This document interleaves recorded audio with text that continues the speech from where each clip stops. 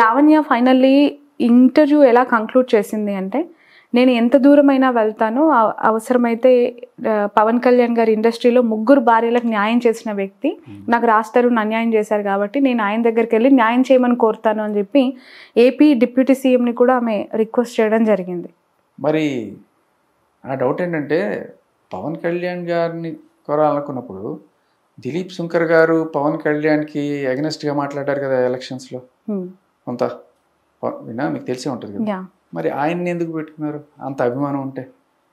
ఇప్పుడు పవన్ కళ్యాణ్ అభిమానులు చాలామంది అప్పట్లో ఈయన ఫర్గా మాట్లాడాడు చాలా రోజులు, ఎలక్షన్స్ దగ్గరికి వచ్చే కొద్దీ రివర్స్ అయ్యింది. అది తన వ్యక్తిత్వం అంటే పర్సనల్ ఇంటెన్షన్ కావచ్చు. అయినా కూడా ఆన్ ఎలక్షన్స్ పవన్ కళ్యాణ్ అన్నప్పుడు పవన్ కళ్యాణ్కి వ్యతిరేకంగా మాట్లాడిన వ్యక్తిని లాయర్గా పెట్టుకొని నేను పవన్ కళ్యాణ్ దగ్గరికి వెళ్తానని ఎలా అంటావు?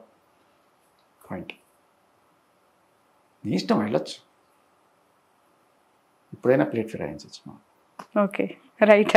ఫైనల్లీ చాలా డాక్యుమెంట్స్ మీరు తీసుకొని వచ్చారు. ఏం డాక్యుమెంట్స్ అవన్నీ?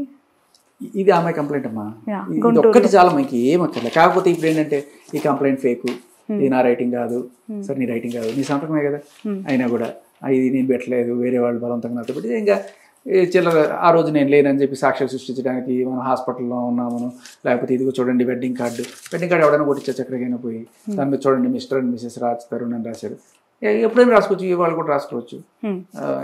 ఇక ఇలాంటి ఇంకా చిన్న చిన్న వీరిని కూడా బేసికలీ మనం చూస్తున్న చాలా సినిమాలను బయట కూడా మన క్లయింట్ నిర్దోషాన్ని ప్రూవ్ చేయడానికి తను ఆ టైంలో ఆ క్రైమ్ జరిగినప్పుడు అక్కడ లేడు, ఇంకెక్కడో ఉన్నాడు, ఇలాంటివన్నీ కూడా మనం సాక్షులు ప్రొడ్యూస్ చేయడానికి చూస్తుంటాం. బట్ ఆయన కష్టాలు ఆయన పడుతున్నారు పాపం. అది ఇది ఎఫ్ఐఆర్, ఇవి అమ్మాయి డ్రగ్ కేసులో అమ్మాయికి రిమాండ్ రిపోర్టు, దాంట్లో NDPS 22B సెక్షన్, దాంట్లో 10 ఏళ్ల వరకు జైలు శిక్ష. ఓకే, సో ఇవన్నీ మీరు పూర్తిగా చదివి వీటిని అర్థం చేసుకున్న తర్వాత? ఇంకా పూర్తి కాలేదమ్మా, చదువుతూనే ఉంటారు, రోజు కొత్త కొత్త పాయింట్లు ఏదో ఒకటి జరుగుతూ ఉంటాయి. ఓకే, వదిలిపెట్టరా అయితే ప్రస్తుతానికి? మీరు వదిలిపెడితే నేను వదిలిపెట్టేస్తాను. మీరు మళ్ళీ ఇంకెవరైనా పిలిచినప్పుడు మళ్ళీ ఇదే చెప్పాలా, కొత్తది ఏదైనా దొరకపోదా అని చెప్పి చదువుతూనే ఉన్నాను అంటున్నారు. ఇది కాదు కదా, కొత్తగా ఏమైనా దొరుకుతాయేమో అంటే. ఇప్పుడు ఏంటంటే కొత్త నాకు ఎట్లా దొరుకుతున్నాయంటే మా, ఇప్పుడు వీటిని నేను బయటకు తీసుకొచ్చాను కదా, వీటికి సందేశించుకోవడం కోసం వాళ్ళు ఏదో ఒకటి చెప్తారు, వాటిని జాగ్రత్తగా అబ్జర్వ్ చేస్తే ఇక్కడ మళ్ళీ వాళ్ళ దాంట్లో పాయింట్లు దొరుకుతున్నాయి, కొత్త కొత్త విషయాలు దొరుకుతున్నాయి. సో వాళ్ళు మీడియా ముందుకు వచ్చి మాట్లాడిన ప్రతి దాంట్లోనూ ఏదో ఒకటి దొరుకుతుంది నాకు. యాక్చువల్లీ దిలీప్ శంకర్ గారు మాట్లాడారు, ఏమన్నారు, నేను ఆవిడ కేసు తీసుకోకముందు అంత ఈజీగా ఏం తీసుకోలేదు, ఆవిడ 170 ఫోటోలు, వాళ్ళని కాల్ రికార్డింగ్లు ఇవన్నీ పెట్టారు, అందుకని నేను అవన్నీ విని కేసులో విషయం ఉందని నమ్మి లావణ్య చౌదరి గారి అని నొక్కి ఒక్కనేస్తూ ఆవిడకి తీసుకున్నానని చెప్పారు. అంటే అన్నీ తీసుకున్న ఆయన ఆధార్ కార్డు పాన్ కార్డు చూడలేదా? బేసిక్ కదా అది. ఓకే, క్లయింట్ కేసు తీసుకున్నాడు, ఆధార్ కార్డు పాన్ కార్డు ఆవిడ పేరు లావణ్య అనే ఉంది, వాళ్ళ నాన్న పేరు కూడా రామారావు ఉంది. సడన్గా వీళ్ళిద్దరిని చౌదరి చేసేసి ఆ క్యాస్ట్ కార్డు ఏమన్నా వాడారా? మరి ఆయనే చెప్పాలి దానికి సమాధానం. ఎక్కడ చెప్పలేదు ఆయన సమాధానం. సడన్గా ఎందుకు అలా చేశారు అంటే, ఇప్పుడు సపోజ్ నేనేదో సరే నా పేరులో రెడ్డి లేదనుకోండి, శేఖర్ రెడ్డి అనుకోండి, ఓకే శేఖర్ రెడ్డి అని పిలవడం తప్పలేదు. నా పేరులో రెడ్డి లేదు, నేను శేఖర్ అనే పెట్టుకున్నాను. నేను రెడ్డి అంత మాత్రాన ఏ శేఖర్ రెడ్డి అనిపిస్తారా? లేకపోతే బ్రాహ్మణ్ అనుకోండి, నేను శేఖర్ బ్రాహ్మణ్ అని పిలుస్తారా? కాదు కదా, పేరు ఏది ఉంటే అదే పిలవాలి కదా. ఎగ్జాక్ట్లీ. అందులోనూ మీరు లీగల్గా పర్ఫెక్ట్గా ఉన్నప్పుడు అలాగే పిలవాలి. ఏమన్నా మార్చారా రీసెంట్గా? అది కూడా మనకు తెలియదు, అది కూడా ఉంటే చూపించండి.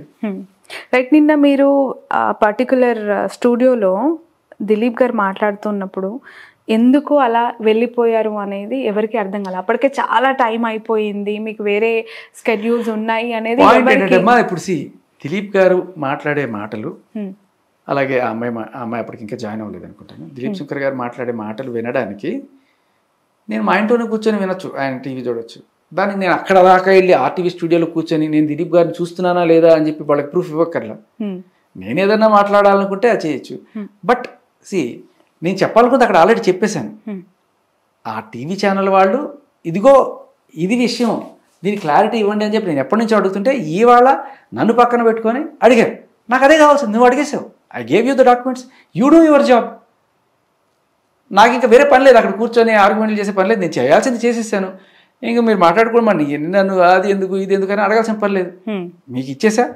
జనాల్లో వాళ్ళకి వెళ్ళాల్సింది వెళ్ళిపోయింది. అది ఆయన చెప్పిన కార్డు లేకపోతే ఈ వీడియోలు ఇవన్నీ కూడా నిజమా కదా అనేది జనాలు నమ్ముతారు, మీడియాలో అడుగుతున్నారు కాబట్టి కోర్టు తెచ్చేది కోర్టు. ఇప్పుడు ఇన్ని ఆధారాలతో నా దగ్గర ప్రతి ఒక్కటి ఉంది, డేటా అంటుంది, ఫొటోస్ అంటుంది, చాటింగ్ అంటుంది, ఎవ్రీథింగ్, ఇంట్లో ఉన్న అన్ని ఫుటేజెస్ అంటుంది, ఇవన్నీ తీసుకెళ్ళి పోలీస్ స్టేషన్లో ఆమె కేసు పెట్టింది. ఎక్కడైతే తన మీద కేసు పెట్టిన నార్సింగ్ పిఎస్ ఉందో అదే పిఎస్లో తన మీద. ఇప్పటిదాకా నేను ఈ క్వశ్చన్ అడగలేదు, ఇన్ని డీటెయిల్స్ ఇచ్చింది కదా. అలాగే మాల్వి మల్హోత్రా చాట్ కూడా మీడియాకు లీక్ చేసింది కదా, దాంట్లో డేట్లు కూడా మనం చూసాం కదా. ఈ సంవత్సరం 23 or 24 మధ్యలో అట్లా ఏదో ఉన్నట్టుంది. అయితే నేను అడిగేది ఏంటంటే 2020 అంటే నువ్వు మస్తాన్ సైతం ఉన్న తర్వాత అంటే 23 ఆర్ ఆ టైంలో, లేకపోతే 2000 కనీసం 20 తర్వాత అయినా సరే, లెట్స్ సే 2020 తర్వాత ఎప్పుడైనా సరే రాజ్ తరుణ్ నీతో ఇలా మాట్లాడినవి, ఓకే, ఇలా మాట్లాడిన రాజ్ తరుణ్ నీతో క్లోజ్గా ఉన్న వాట్సాప్ చాట్లు విత్ డేట్ స్టాంప్ చూపించగలవా? ఎందుకంటే నువ్వు బ్రేకప్ అయిపోయి ఇప్పుడు ఆ అమ్మాయితో ఉన్నాడు కాబట్టి, లేకపోతే ఆ అమ్మాయితో రిలేషన్ ఫ్రెండ్షిప్ ఏదో something, when they will break మనం చెప్తే బాగుంటుంది. కానీ ముందే నేను కనిపెట్టేసాను చెప్పడం కూడా కరెక్ట్ కాదు కదా. వాళ్ళు ఇప్పుడు చెప్పకుండా అప్పుడు చెప్తారు. సరే, అలాంటివి నీకేమైనా ఉన్నాయా? నువ్వు క్లెయిమ్ చేస్తున్నట్టు రాస్తాను క్లెయిమ్ చేస్తున్నాడు, మీకు బ్రేకప్ అయిపోయిందని. కనీసం 2020లోనో 2021లోనో, ఓకే 23 అప్పటి నుంచి ఎప్పుడైనా సరే రాజ్ తరుణ్కి నీకు జరిగిన చాట్, అందులో ఇలా నువ్వు ఇప్పుడు మాల్వి మల్హోత్రా ఏదో ఎలా అయితే చాట్ చూపిస్తున్నావు అలాంటి ఉండాలి కదా రిలేషన్లో ఉంటే. ఒకటి చూపించలేదే, అది చూపించండి.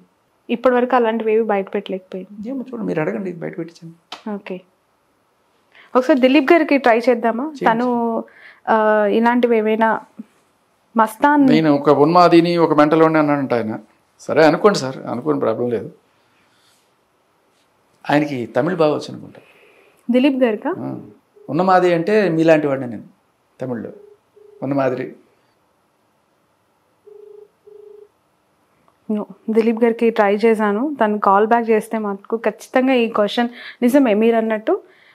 ఆ తర్వాత ఆఫ్టర్ చాటింగ్ కన్వర్జేషన్స్ కావచ్చు, ఫోన్ కన్వర్జేషన్స్ ఏమైనా తను మంచి పాయింట్ ఇది కూడా ఒకసారి క్లారిటీ తీసుకోవాలి దీనిపైన. ఎందుకంటే ఇప్పటివరకు ఇలాంటి డిస్కషన్ ఎక్కడా కూడా జరగలేదు. మాలాంటి మీడియా వాళ్ళు అప్రోచ్ అయినప్పుడు కూడా తను ఏమి సబ్మిట్ చేసింది అనే దాని గురించి డిస్కషన్ జరిగింది, కానీ ఎప్పుడెప్పుడు సబ్మిట్ చేసింది, ఏం చేసింది అనేది మేము ఎప్పుడు. అంటే ఇంకో 2 రకాలు ఉంటాయి.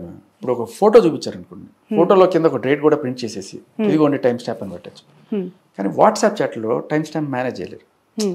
ఫేక్ వాట్సాప్ యాప్లు కూడా ఉన్నాయి. ఇన్ఫ్యాక్ట్ ఇప్పుడు మాల్వీతో చేసిన చాట్ ఒరిజినల్ చాటా ఫేక్ చాటా అనేది కూడా they will send it to WhatsApp for అథెంటిఫికేషన్ checking. Okay, so మనం అది కూడా చూడొచ్చు. లైక్ ఫేక్ చాట్స్ కూడా రిలీజ్ చేసి మీడియాలో హెల్ప్ చేసేది. But I don't think they will go to that extent. అట్లా ఉంటే వాట్సాప్లో చూపిస్తే వీ కెన్ బిలీవ్.